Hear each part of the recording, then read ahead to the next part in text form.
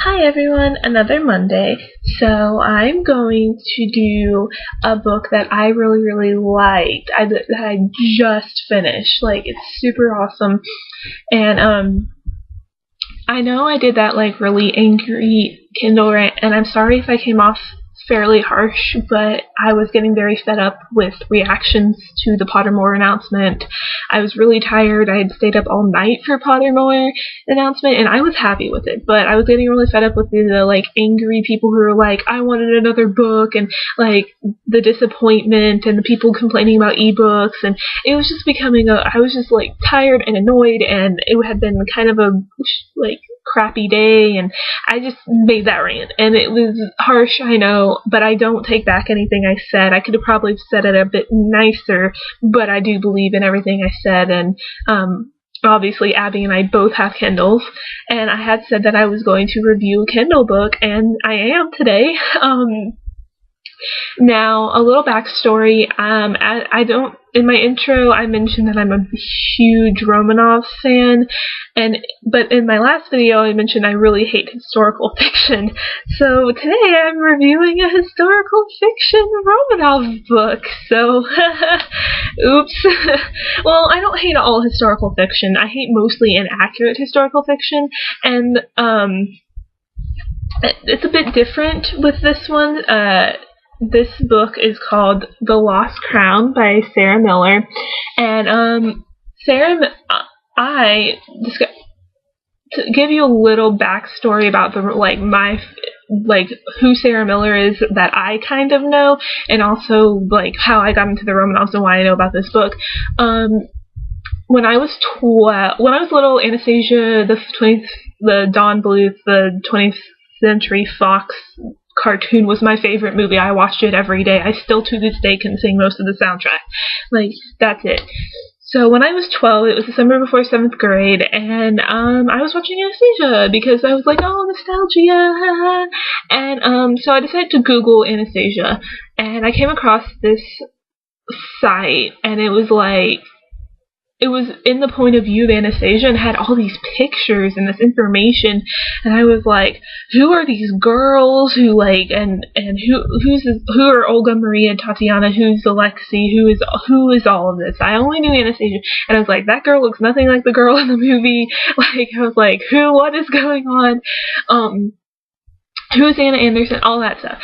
So it had a link to the AlexanderPalace.org website. So I clicked it, and I found Alexander Palace, and that is a fantastic website for Russian history. Like, it has books you can read online there, and like the memoirs, which I highly suggest if you're interested. It has pictures and information, but the real crowning glory, I think, of it is the forms.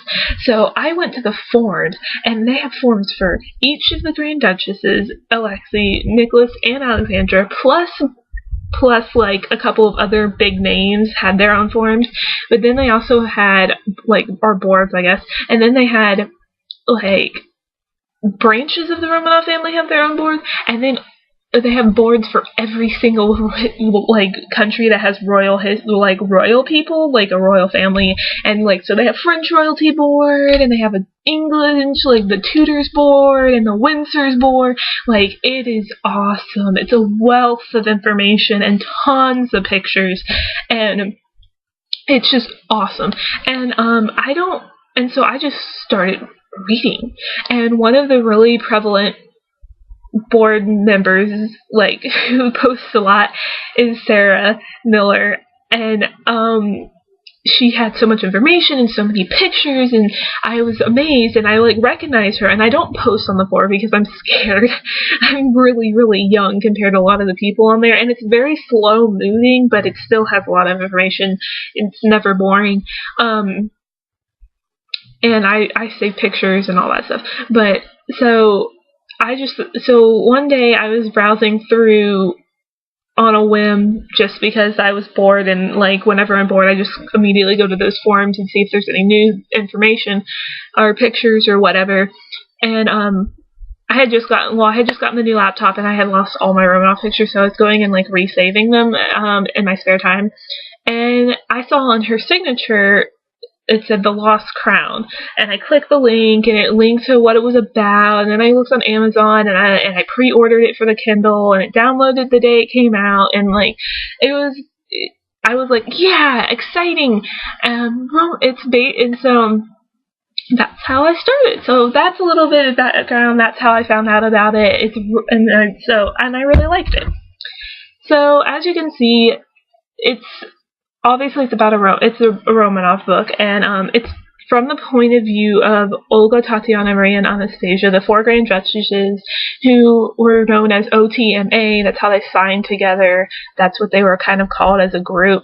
And they were very, very close. All 4 of them were very, very close. And it's kind of like from 1913 through their deaths. Like, that's how it is. And I, unlike Abby, don't hate changing point of view. I would get very annoyed if it changes every other page, like that book she reviewed did. But I don't hate it. I think it can do really interesting things. And this one does that. It changes point of view between the 4 sisters, obviously. And I liked it. I thought it was interesting. It's ridiculously well researched, obviously, because she knows so much about them. She knows more than I even do, I think. It's very, it's well written. She captures their personalities beautifully. She definitely shows the bond between them well. She has even the little anecdotes that you hear about from that actually happened kind of ingrained inside of it. Like, she definitely did her research. Like, she made sure that this book was like they were living and breathing and writing them down. And so it's very emotional for me, and it's so kind of dorky, but I get very emotional when it comes to the Romanovs. I'm very attached to them, and and you sit there and you read and you know what's going to happen. There's if you know anything about your basic Russian history, you know what's going to happen, and it kind of breaks your heart as you're reading this, because they're so naive and so innocent, and you're just like, no, don't believe that, and don't trust them, and then it's very, very it's very I mean, even if you don't know everything about them and don't appreciate them and read about them and have grown very attached to them like I have, you still hurt for them, because they're so they're the only thing that those 5 children did wrong was being born a Romanov. And so it's really, really good. So as I said I was going to do with books that I did like, I was going to read the first paragraph of the chapter. And so let me scroll over here. And the first, okay, sorry, I have to get through all the people's names and the Russian word dictionary. Every Romanov book has to have a note about dates and because they were on a different calendar, so there's a lot to get through. Okay, so with every sister, there's a picture of the girl so the first chapter paragraph is going to be in the point of view of Maria, who's my personal favorite. So, our luggage is packed and we've said our goodbyes. The palace is as dark and still as a museum at midnight, but it's been hours and the train still isn't here. No one will tell us when it will come or where they're taking us. Even Papa doesn't even know anything. We can only wait in the semicircular hall with Kernesky's footsteps echoing over the guards' voices as they whisper. So basically the first chapter is kind of her waiting, and then it kind of flashbacks over what leads them to being in the position that they are in the first chapter. So yeah, that's Maria's point of view, but also there's Olga's and Tatiana's and Anastasia's point of view.